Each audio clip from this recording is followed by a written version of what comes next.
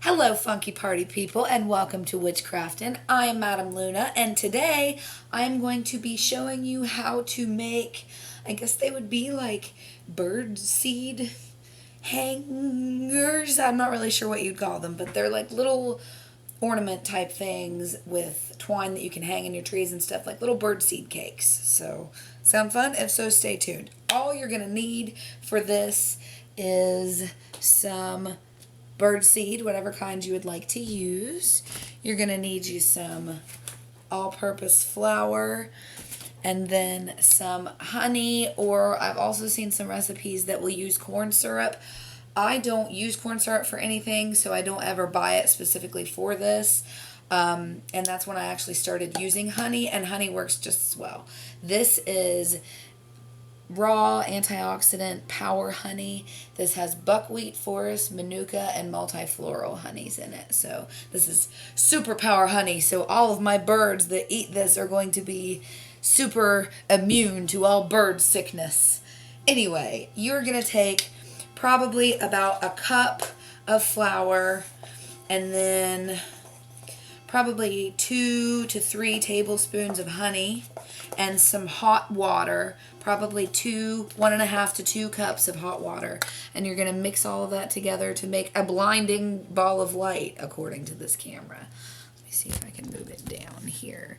It's like a dough, kind of. Oh, sorry about that, guys.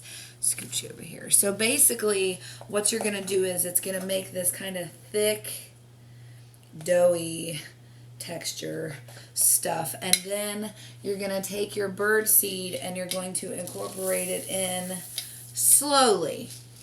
Operational word here is slowly, because if you try to work it in too fast, then you may end up with too much seed, and then your cakes aren't going to stick together, and that's no fun for anybody. So now you want to go ahead and line a cookie sheet or a pan or a cutting board or whatever with some parchment paper, some wax paper, so that you have a surface to sit these on while they dry, because this takes right around 8 hours to dry, I think, because you don't want to cook this, so you do want to just do the natural dry. But as you can see, once it's almost done, it's going to be real hard to work that seed in there. But you're going to get kind of this doughy, seedy goodness mixture here. Sorry, you guys are just watching me stir for this minute, but I promise it gets better.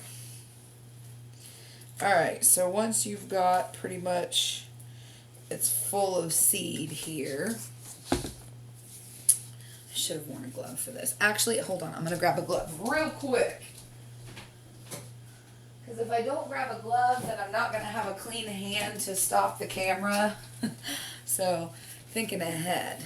Alright, and you're basically going to take this mixture and you're just going to make balls with it.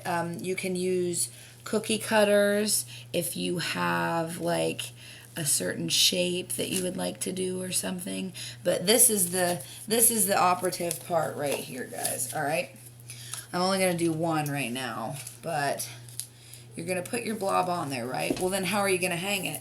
I work at a restaurant, and one day one of the servers came by and knocked one of the boxes of straws on the floor, and my manager was like, trash them, they hit the floor, they got to go out. And I was like, we're going to throw that entire box of straws away just because it hit the floor? Like, they're all individually wrapped.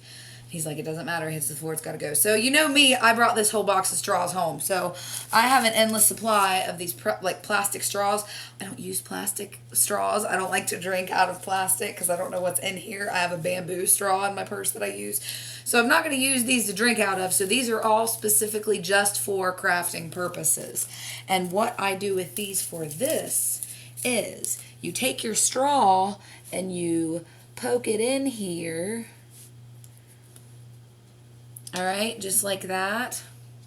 And yeah, it looks kind of dorky, but what's going to happen is when this dries, you're going to have a hole in your ornament to string your twine, and then you can hang it in a tree.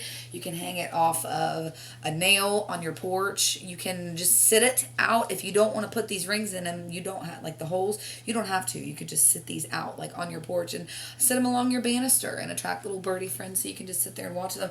Birds love these, guys. I don't know if they can sense like the love that you've cooked into it or what, but they gobble these things up. So yeah, thank you so much for watching. I'm gonna hop off here and finish making these birdie cakes. I hope y'all have a wonderful and blessed evening. Bye.